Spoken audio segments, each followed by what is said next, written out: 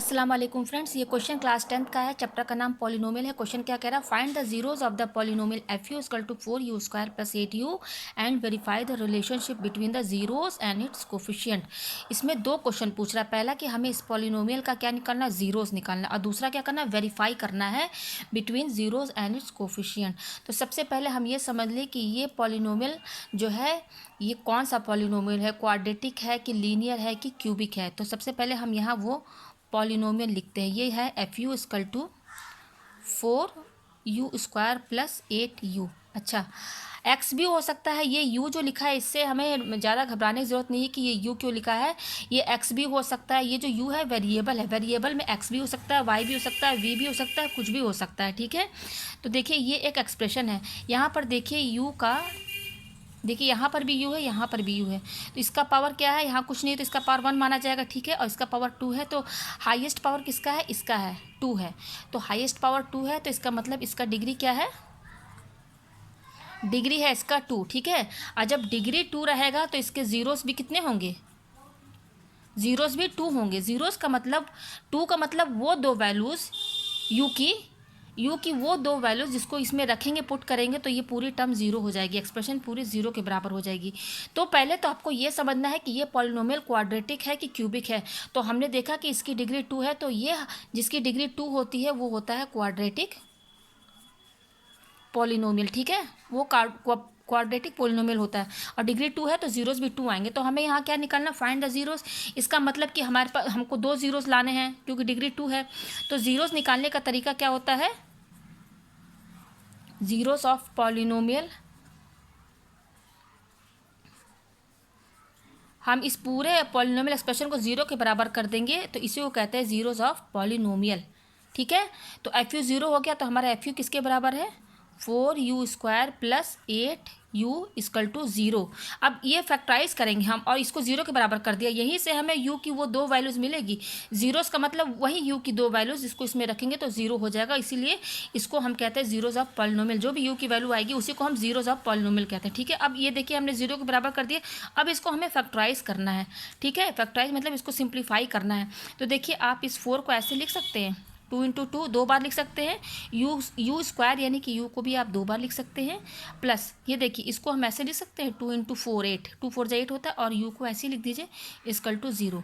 अब ये टर्म है और ये टर्म है, इसमें क्या कॉमन आ रहा है, देखिए इसमें कॉमन आ रहा है ये 4, 2 2 4, इसको 4 हो गया, और यहाँ पर भी 4 है, तो यहाँ से हमारा क्या कॉमन आएगा, एक नंबर में 4 आएगा, और u में क्या कॉमन आएगा, एक u इसमें भी है और एक इसमें भी, यानी कि 4u हमारा कॉमन आएगा। तो अंदर क्या बचेगा, 2 2 जब 4u तो बाहर आ गया, तो अंदर क्या रहा, u प्लस ये 4u तो बाहर आ गया, तो अंदर क्या बचा, 2 इक्वल टू ज़ीरो हमारा है। ठीक है, तो देखिए यहाँ पर 4u इक्वल टू क्या है, अब ये 4u u प्लस 2 यानी कि 4u जो है ये ज़ीरो के बराबर हो गया, और u प्लस 2 ये हमारा क्या हो गया, ज़ीरो के बराबर हो गया। ठीक है, ये u है, 4 नहीं है, u है। ठीक है, तो यहाँ से u की वैल्यू क्या निकलेगी, सिंपली हो गया, यहाँ से ये ज़ीरो, ये 4 जो है डिवाइड हो जाएगा, ये मल्टीप्लाई में इधर आएगा तो डिवाइड हो जाएगा, तो एक u की वैल्यू हमारी ज़ीरो आई। ठीक है, और यहाँ से u की वैल्यू जब निकालेंगे तो यहाँ से क्या आएगा, ये +2 है ना, u की वैल्यू चाहिए, तो ज़ीरो की इधर जाएगा तो ये हो जाएगा +2 है, इधर जाएगा तो ये साइन चेंज हो जाएगा, इक्वल टू की इधर जाएगा तो -2 हो जाएगा। यानी कि हमारे पास दो वैल्यू आई, u की वैल्यू ज़ीरो और दूसरी आई u की वैल्यू -2। यही वो, इसी को कहते हैं ज़ीरोस। ये u की जो दो वैल्यूज़ आई है ना, ज़ीरो एंड -2, यही है zeros of the polynomial f you. कैसे, मैं इसको वेरीफाई करके दिखाती हूँ। ये u की दो वैल्यूज़ आई हैं, इन दोनों वैल्यूज़ को आप इसमें रख दीजिए, पूरी टर्म जीरो हो जाएगी। इसीलिए ये वो दो वैल्यूज़ जिसको रखने पर पॉलिनोमियल एक्सप्रेशन जीरो हो जाए, उसी को हम जीरोस ऑफ पॉलिनोमियल कहते हैं। तो मैं आपको उसको चेक करके दिखा देती हूँ। एक मैं u की वैल्यू ज़ीरो रखती हूँ, ठीक है, और दूसरी क्या आई है, u की वैल्यू -2, और हमारा एक्सप्रेशन क्या है, f u equal to 4u square plus 8u। ये आपको करना नहीं है, मैं आपको चेक करके दिखाती हूँ। तो देखिए u की वैल्यू ज़ीरो आई है ना, यहाँ पर u की वैल्यू आप ज़ीरो रखिए। ठीक है, ज़ीरो रख दिया, तो 4 0 का whole square plus 8 into zero, तो ये पूरी टर्म ज़ीरो प्लस ज़ीरो क्या हो गया, ज़ीरो। तो ये वेरीफाई हो गया। अब दूसरी वैल्यू रखिए, f की वैल्यू क्या रखिए, -2, यानी कि यहाँ पर u की जगह क्या रखेंगे, -2, तो यहाँ पर भी u की वैल्यू आप रखेंगे -2। ठीक है, तो देखिए तो 4 हो गया, और ये क्या हो जाएगा, 2 2 जा 4, 2 को दो बार इंटू कीजिए, 2 2 जा 4 हो गया, उसी तरह से जब 2 को 2 बार इंटू करेंगे तो माइनस भी तो 2 बार इंटू होगा, तो माइनस माइनस क्या हो जाता है प्लस, ठीक है। तो इसको ऐसे ही लिख दीजिए प्लस, ये क्या हो जाएगा 8 2 16 लिख दिया, और 8 2 16 और ये माइनस साइन लगा है ना, तो ये ब्रैकेट में लगाएंगे, ठीक है। तो ये 4 4 जा क्या हो जाएगा 16, और ये प्लस माइनस माइनस 16, तो ये क्या हो जाएगा 0 हो गया हमारा, प्लस माइनस माइनस, तो 16 माइनस 16 0। तो देखिए मैंने यहाँ पर आपको प्रूफ भी करके दिखा दिया कि ये u की जो दो वैल्यूज़ है ना, मैंने दोनों वैल्यूज़ रखी, तो ये पूरा एक्सप्रेशन जो है 0 हो गया ना, इसीलिए इसको जीरोस कहते हैं। तो हमारा पहला का आंसर आ गया। पहला क्या पूछा था, find the zeros of the polynomial, तो हमारे 2 जीरोस आ गए, एक क्या आया 0 और दूसरा क्या आया है -2।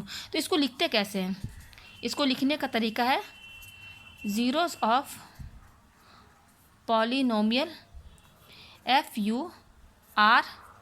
अब देखिए यहाँ पर u की दो वैल्यूज आई ना, जब हम जीरोस ऑफ पॉलिनोमियल लिखेंगे तो इसका नया नाम देंगे, उसको अल्फ़ा बीटा में लिखेंगे, यानी कि एक u की जो वैल्यू है 0 आई है उसको हम अल्फ़ा मान लेंगे, और जो दूसरी वैल्यू आई है ना उसको बीटा मान लेंगे, ठीक है। तो ये हमारे जीरोस आ गए, ठीक है, अल्फ़ा और बीटा आ गया। अब दूसरा हम सॉल्व करते हैं क्वेश्चन जो पूछा, अब verify the relation between the zero and its coefficient. तो देखिए इसको सॉल्व करने के लिए पहले मैं आपको फार्मूला बता दूँ, इसमें फार्मूला क्या लगता है। तो पहले तो इसको सॉल्व करने के लिए हम निकालते हैं सम ऑफ द जीरोस, और दूसरा निकालते हैं प्रोडक्ट ऑफ द जीरोस। तो पहले हम सम ऑफ द जीरोस निकालेंगे, सम ऑफ द जीरोस, ठीक है। सम ऑफ द जीरोस क्या होता है, जीरोस ये जीरोस हैं हमारे, ये जीरोस की दो value, sum of the zeros का मतलब ये दो जीरोस आए इनका सम कर दीजिए, यानी कि अल्फ़ा प्लस बीटा, यही हो गया ना सम ऑफ द जीरोस। तो अल्फ़ा क्या है 0 और बीटा क्या है हमारा -2, ठीक है। ये बीटा क्या है -2 को ब्रैकेट में लिख दीजिए, तो 0 प्लस माइनस -2, तो ये हो गया -2, ठीक है। ये सम ऑफ द जीरोस हमारा -2 आया। इसका एक और फार्मूला है,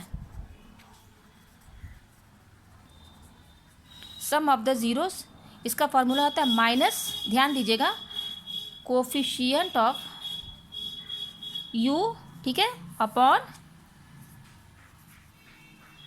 कोफिशिएंट ऑफ u, इसका ये फार्मूला है, माइनस के साथ है ये फार्मूला। तो देखिए इसकी वैल्यू क्या होगी माइनस, अब देखिए ये माइनस इसका फार्मूला लगा रहेगा, कोफिशिएंट ऑफ u।